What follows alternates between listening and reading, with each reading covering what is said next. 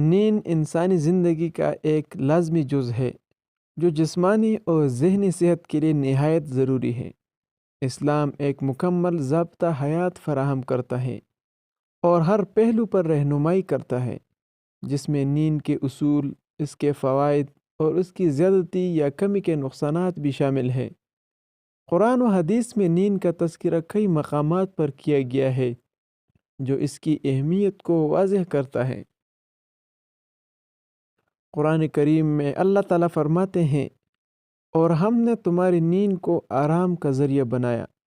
یہ آیت نیند کی اہمیت اور اس کے فائدے کو ظاہر کرتی ہے کہ یہ جسمانی سکون اور تازگی کے لیے ضروری ہے۔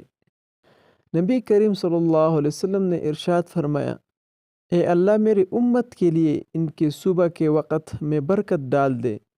یہ حدیث اس بات کی دلیل ہے کہ جلدی سونے اور فجر کے وقت جاگنے میں برکت ہے۔ نیند جسم کو آرام دیتی ہے اور توانائی بحال کرتی ہے، مدافعاتی نظام کو مضبوط کرتی ہے، دل کی صحت کو بہتر بناتی ہے، یادداشت اور دماغی صلاحیت میں اضافہ کرتی ہیں۔ نیند کی زیادتی سستی اور کاہلی پیدا کرتی ہے، ذہنی استعداد میں کمی واقع ہوتی ہے، عبادات میں غفلت پیدا ہوتی ہیں۔ زیادہ سونے سے جسمانی بیماریاں جیسے موٹاپا، دل کے امراض اور ذیابیطس کا خطرہ بڑھ جاتا ہے۔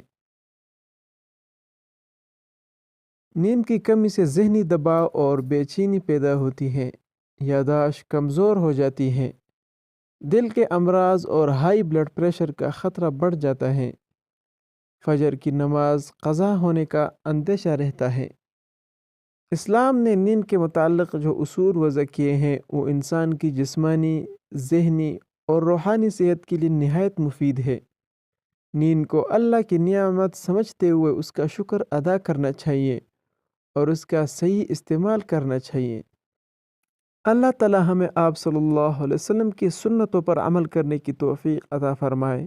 آمین یا رب العالمین۔